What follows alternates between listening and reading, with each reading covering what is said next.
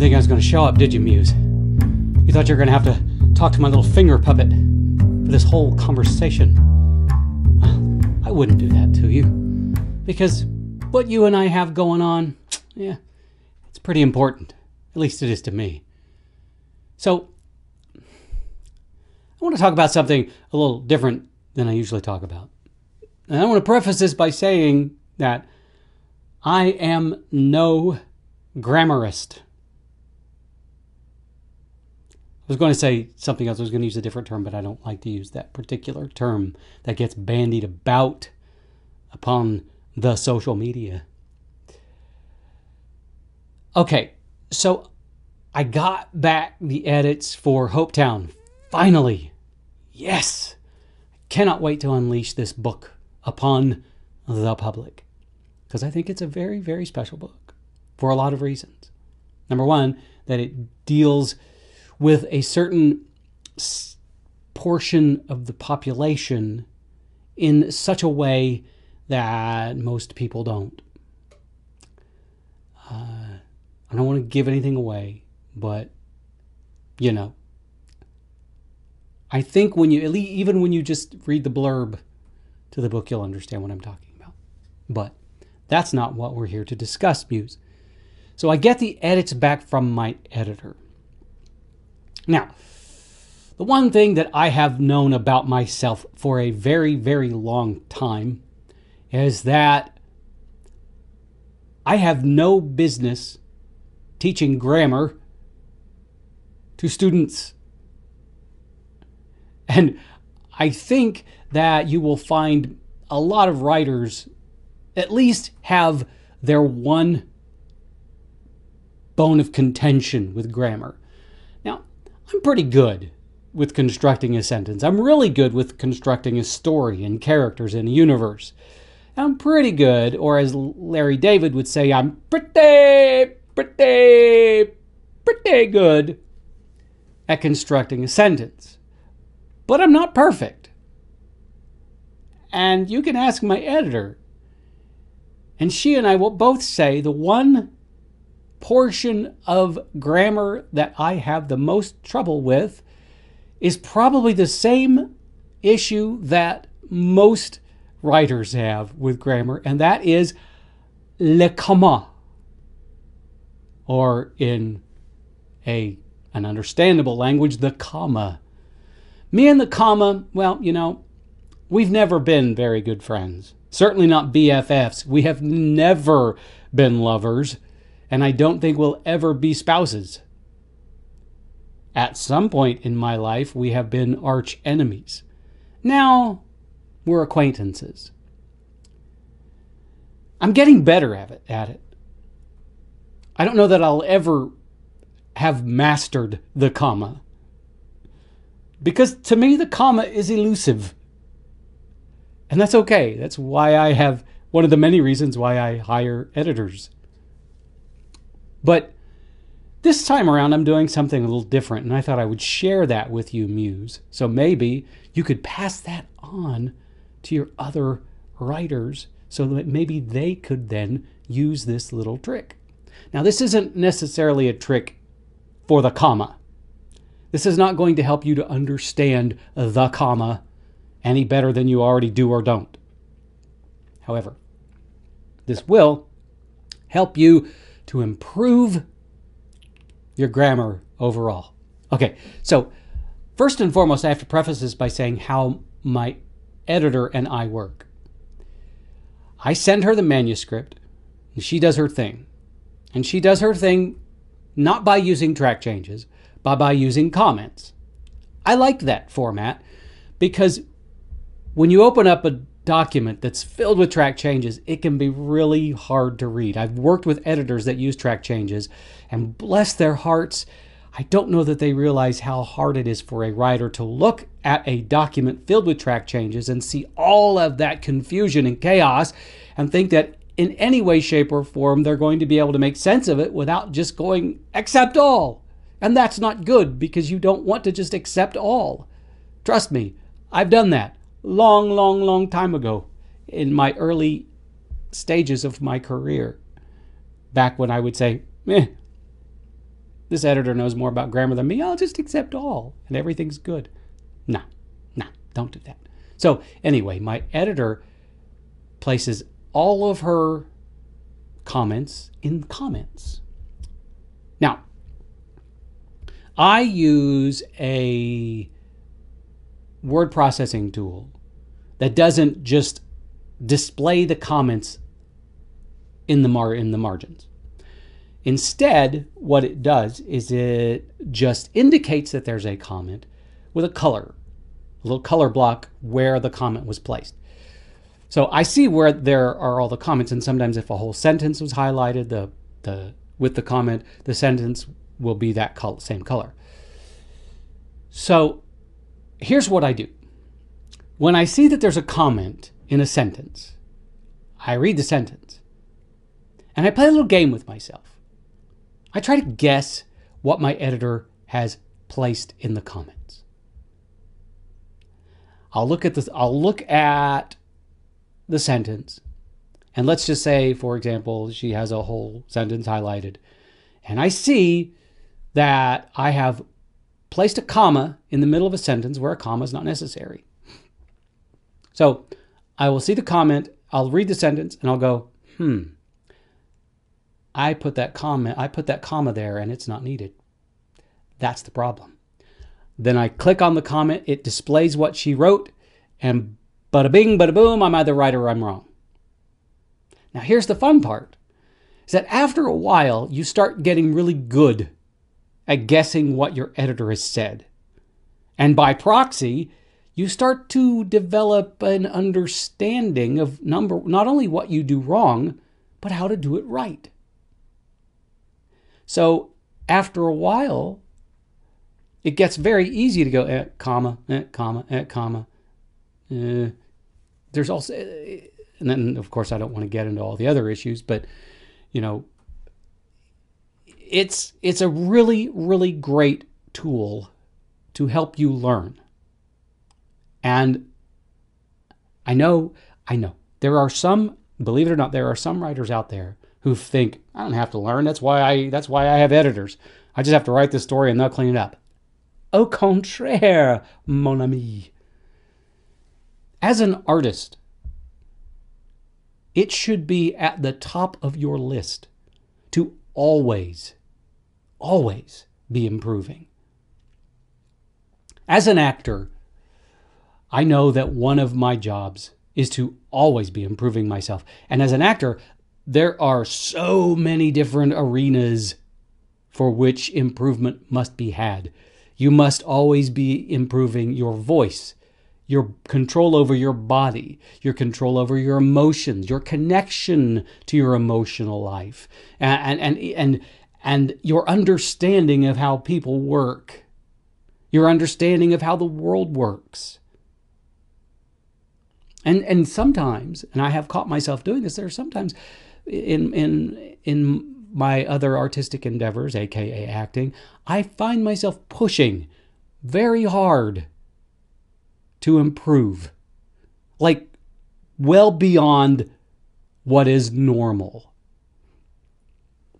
For example, a long time ago, way back when I was just a wet behind the ears kitten in the realm of professional theater,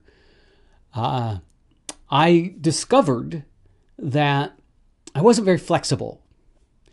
My legs weren't very flexible. Now, there was a reason for that. I think I've mentioned this before to you, Muse, that I had a bone degenerative disease when I was a child, and it left me with very little movement, lateral movement in my right hip, and that led to a lot of inflexibility in my legs.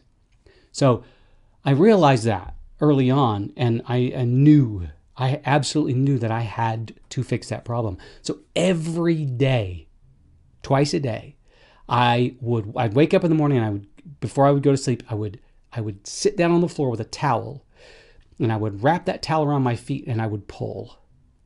And I would sit there for minute after minute after minute and stretch. Where'd I go? Whew, that was frightening. I was here for 1 minute, And then I wasn't. I was gone.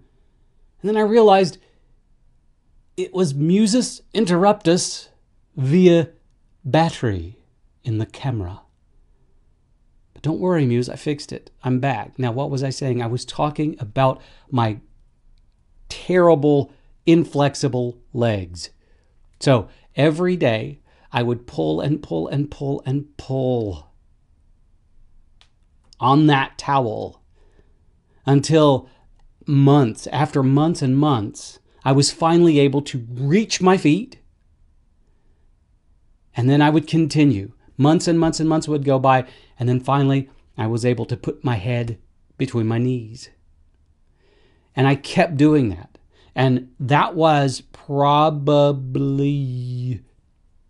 25 years ago. And to this day, I still stretch every day because I know that I need to keep that flexibility. Now, if you ask any actor on the planet, be they a theater actor or a TV or film actor, do you push yourself to improve your craft? Every one of them will say, hell yeah, I do. Because if I don't, I'm going to fall behind because I know all of the other actors out there are doing it. So why is it that writers don't feel this same need to push themselves, to improve, to find new ways to say things, to find new ways to craft universes and characters?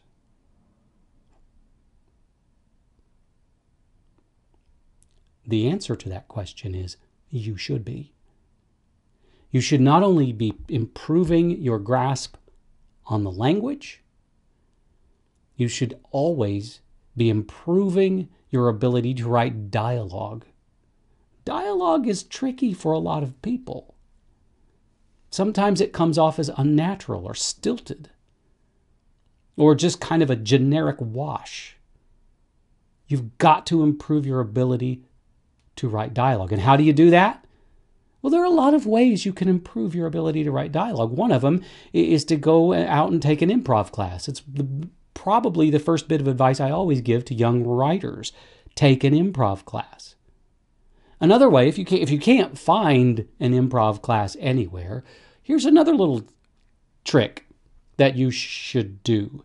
And you should probably do this in the safety and comfort of your own home when your loved ones aren't around, because you'll probably come off as crazy. Ramble. Just talk out loud. And don't stop. Just talk and talk and talk. Here's a good example for you. Have you ever watched Scrubs? It's one of my favorite shows. There was a character on Scrubs named Dr. Cox. And Dr. Cox would often go off on these rants at JD or Elliot. And they would go on and on and on and on and on and on and on. They were always very fast. And sometimes you had no idea where they were going to go. And then they would end abruptly. They were fun. And he was really good at them. I highly recommend that you practice that. Go off on rants. Not on people, because that's just wrong. But on inanimate objects or yourself. Rant to yourself about why you have not improved your grammar. Just keep going and practice that and practice that and practice that. Because what you will find at first is the words just won't come out. And you will stumble and you will feel like a fool. But the more you do it, the better you'll get at it. And you want to avoid repeating yourself, using the same phrases over and over again, because we do that as human beings. We latch on to certain phrases that we like, and we tend to use them and sometimes abuse them. Try to avoid that. But what you're trying to do is you're trying to stretch your improvisational skills. And that is a great way to improve your ability to write dialogue. And then as far as the creating characters and creating universes and story arcs, for that you just got to stretch your imagination. And for that, the best thing to do is daydream.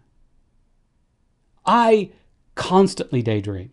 My mind is constantly in a state of going, And then all of a sudden, this entire world or a scenario or a story just played out in my head. I let that happen all the time. Because as a writer, that's one of the tools that I use. And I have to exercise that muscle, the thought meat. I've got to exercise that constantly. Because if I don't exercise it, it's going to become flabby and it's going to become stagnant.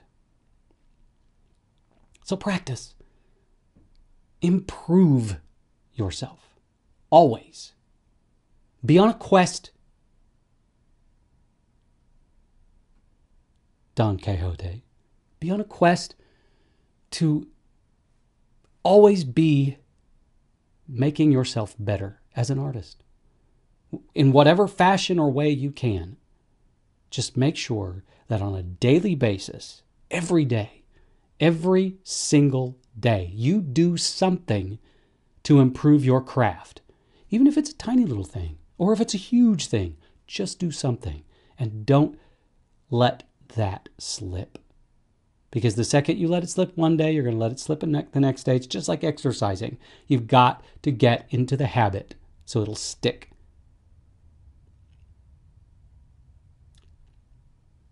And that, my dear, wonderful, charming, sweet muse, is what I have to say to you today.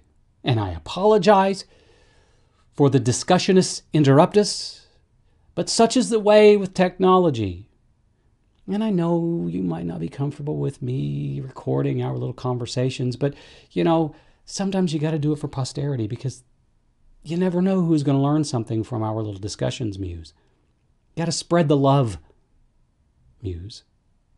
And I spread it by recording our little conversations. And remember, many moons ago, you signed a little waiver that said I could use these conversations.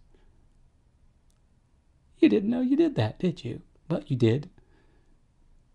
And you can't revoke it because I'm nasty like that. And I may be nasty, Muse, but you, my friend, you are awesome. Oh, no! We can't do that. Oh, I just shot my muse. Let's try that again. Muse! You are awesome! I screwed it up again. What's going on with me? Let's try it one more time. Muse, you are awesome.